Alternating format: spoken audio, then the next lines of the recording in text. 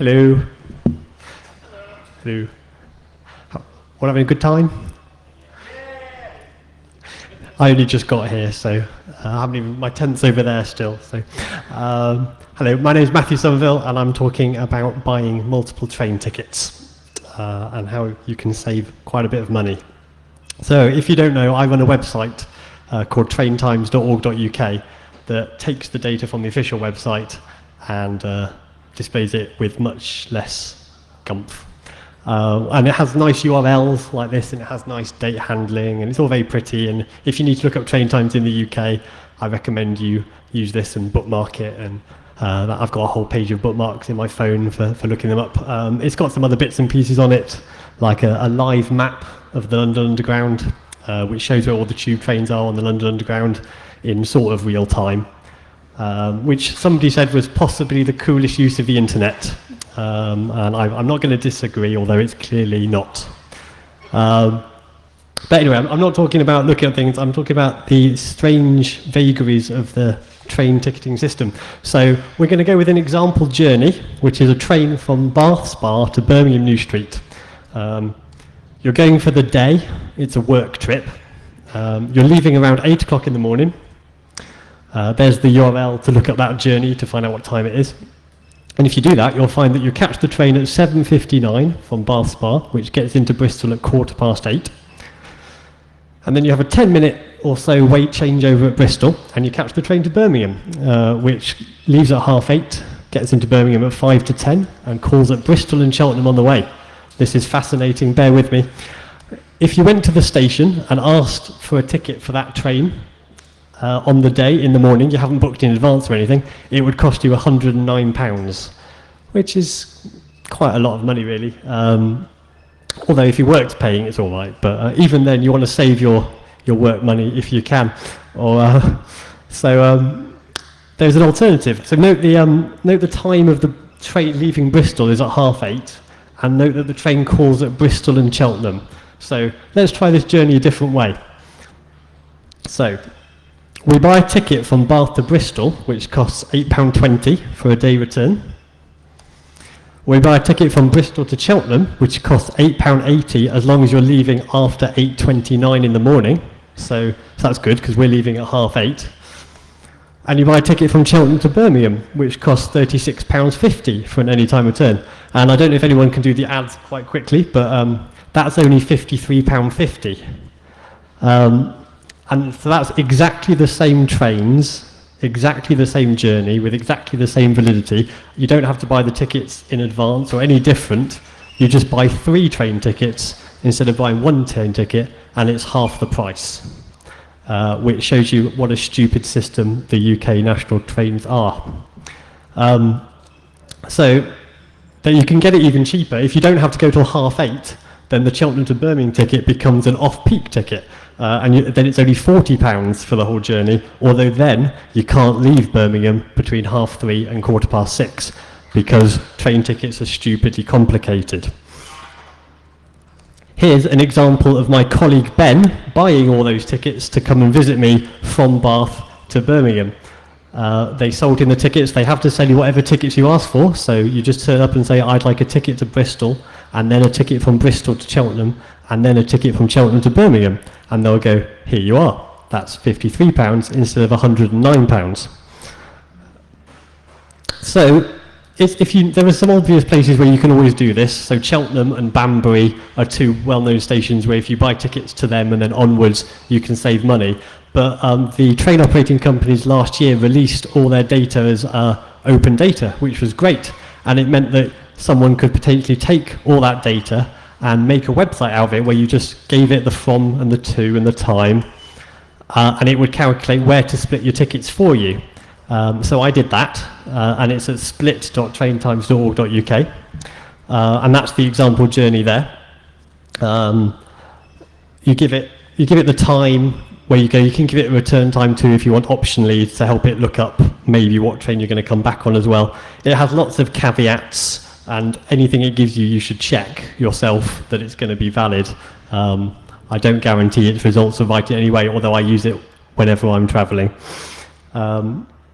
It doesn't do rail cards or travel cards or rover cars or all sorts of special edge cases. But for normal turning up and catching train, it works quite well. I can do a live demo now if anybody has come from somewhere that it might work. So if anyone, where did anyone come from? Preferably somewhere in the southwest of England. That would be good because I know that will work. Well, let's say you, sir, invisible man over there, came from Exeter. Well, that's good.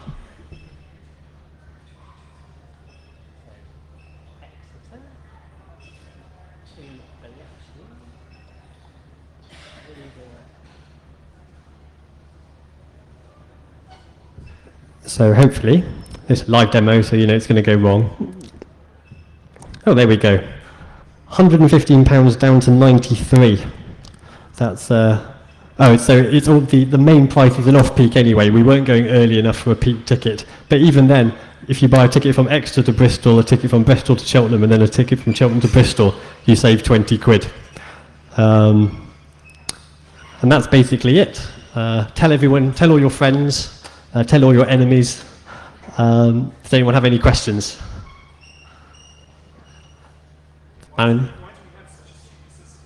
Oh, this is interesting. So when I looked at the open data, so the question was, why do we have such a stupid system? So when I downloaded all the fares database from the train operating companies, it basically was the worst. It's a lot of text files. And it's basically, if you imagine a database that was invented in the early 70s, and then every time something has changed, they've just put some more stuff on top for 40 years. And that is basically what it is today. It's still the same system that they were using in the 70s, as far as I can make out, just with every possible variation of ticket. When they simplified the tickets a few years ago to make them just any time off-peak or advance, they didn't actually simplify the database in any way. They just renamed 18 types of ticket all to off-peak. In the database, there are still 18 types of ticket. They're just all called off-peak. So on the front end, it just says off-peak now, but the database still has 18 types of ticket, all with their own restrictions, all the thing. So yeah, I think one day it's probably all going to collapse, and I don't know what they're going to do then, but because I'm not sure they know how it works anymore either. But yeah, it's a 40-year-old database basically, and that just means this sort of thing just has to happen because it's just so complicated.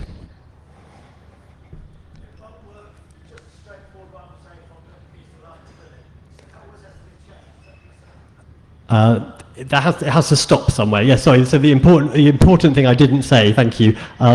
The way this works, your train has to stop at the place where you swap from one ticket to the other. So if there's no stops between the two, then there's nothing it can do.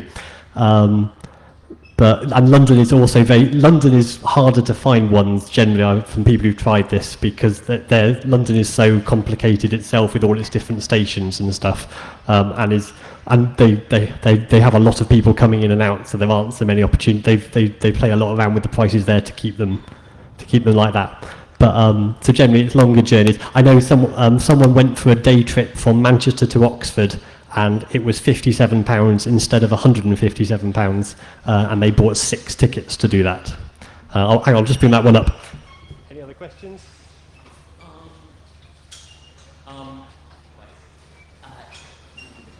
I know another reason that it's also complicated is because there are some fares that they're not allowed to price gouge you on. So therefore, they find interesting ways of price gouging you anywhere except those specific things that are set by law. I didn't follow that. It's not so much a question as a comment. Okay. I know that there are some fares that are more or less set by law that they can't change. Right. So therefore, they have to find very interesting ways of changing everything except those ones that are set by law. Sure. So these are all, well, generally we'll try and find, they're all the same type it's finding. So there are regulated fares which can't go up by more than inflation by law, as you say. And the split ones are the same type of ticket as the main one. So they're all, like that Bath to Birmingham ticket, they're all regulated by law. It's sort of all to do with, like, one company sets the small price and a different company sets the big price. and that company's put up the price quicker than the other company. So like Cross Country and Virgin shot the price up of the long journeys, whereas the small journeys, because there were commuters involved, didn't go up so quickly, and that made the difference quite a lot, especially around Cheltenham. But yeah, sometimes it doesn't do the unregulated fares, which the advanced ones. This doesn't look at them at all. Only the ones that you can turn up on the day. Also, the other problem with London will be lots of people have rail cards and thus fall into the interesting exceptions that you haven't implemented yet. So yeah, well, if you've got a normal rail card, then it will just be the same. You could just take a third off. If you've got the network rail card, which is the rail card for the southeast of England, then yes, there are extra things you can do to like buy a ticket to the edge of the rail card boundary and then a new ticket for the southeast bit. But which yes, it doesn't handle. But the rail card adds a whole extra level of complexity because it's got its own database system of, because the rail cards have their own exceptions and are just as complicated on top of the already complicated bits. Oh, there you go. There's a five ticket journey to save £70, £80. Oh, he definitely got it cheaper than that.